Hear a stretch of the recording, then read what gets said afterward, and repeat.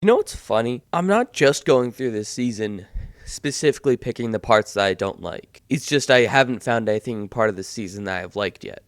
Up until, episode 4, where, congratulations, we're almost halfway through the season and they finally write something good. It's still taken down by everything surrounding it, but if you just take that in isolation, it's actually pretty good. You can actually hear the voice acting be actually, good. Think, smarty kid. What if I lose control?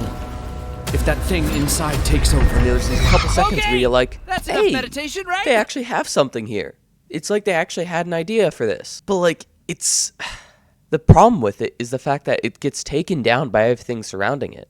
I want to get invested into these characters again, but because of how they're acting it, you see the exact difference. The difference in the voice and how they sound in between these two parts. And you're just like, I want to get invested, but I can't get invested with that. There's a chance that I might be able to ignore the animation and the quality of it and the terrible writing decisions if they wrote it like this and actually took itself seriously, but not in the sense of how they try to take themselves seriously in season 5, but in the sense of actually doing something. Because for the rest of the season, they don't really do this. They try to have emotional moments, but this feels different. This feels like they actually did something with it. And it only took almost halfway through the season, and we finally have something happening. But it's just I remember hearing one thing, which was Mary Sue is not as much as a wins everything with no problems, but also it's that and the writing of everyone else around them is hurt because of how the story treats them. And so to not focus on the overpowered part, but to have it be the writing of the show decreases in quality because they're only focusing on that one character. For example, Sandy here is perfectly calm. He's been through way worse than this.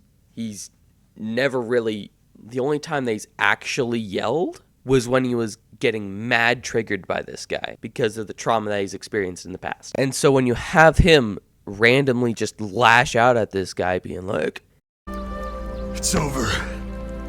Right. He passed your little test. Was it enough? Was he worthy?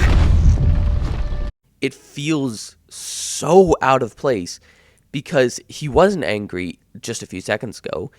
MK did pass the test, and he's never gotten angry like this before.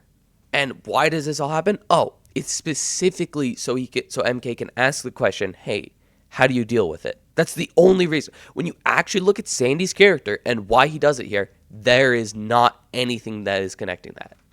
There's nothing to connect why Sandy did this. If you look at why he's doing it in MK's view, it's solely so MK can ask him about that. There's nothing to do with Sandy here. It's that leaving these characters on the wayside so you can only focus on what the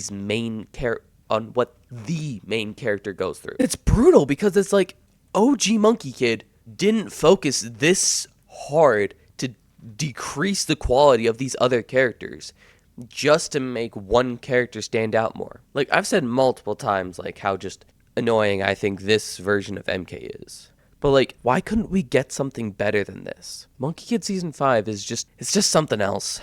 I don't even know what to say. The way that it handles its characters feels so disrespectful because they never actually do anything with them. Think, okay, what character development does Sandy get throughout this season? Is there any character moments that Sandy has in this season? Does Sandy do anything in this season? No, he doesn't. I know that people sometimes hate on season 3 for also not doing much with Sandy. But at least in season 3, we see that Sandy is willing to fight if it means to protect his friends. That is 3 seconds right there. But guess what? That is more than Sandy gets throughout this entire season. And when you look at these other characters, it's not much better. What character development does Tang get? I mean, he got some in season 4 and then they completely ignored all of it and reverted Tang to the most annoying part of him. And Mei, oh, don't even get me started on Mei. I'll just talk about that in the next episode. But some of these characters, they tried to build on what was done in the past, but end up just completely missing the entire point of what happened in the past. Yeah, I don't really have much to say about this episode, actually.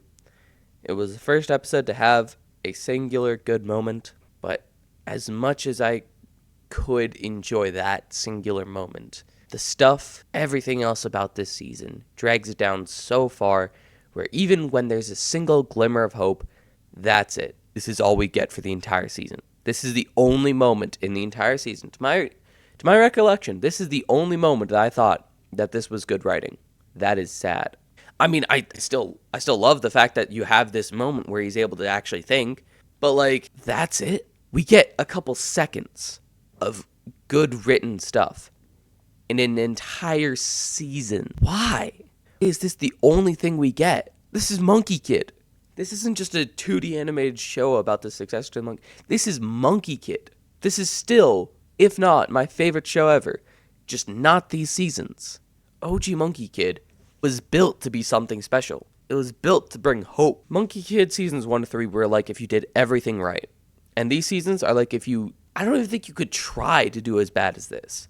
Like, if I tried to write something bad, I don't think I could do it as badly as this, because there's some lines I just wouldn't cross. Like, I can't disrespect Chinese mythology as much as this show does, with twisting all these characters to be the, like, it doesn't make any sense. You have such potential with where the show is going, and then you do the worst possible thing ever. Like, this wasn't even an option in my head when I saw season 4.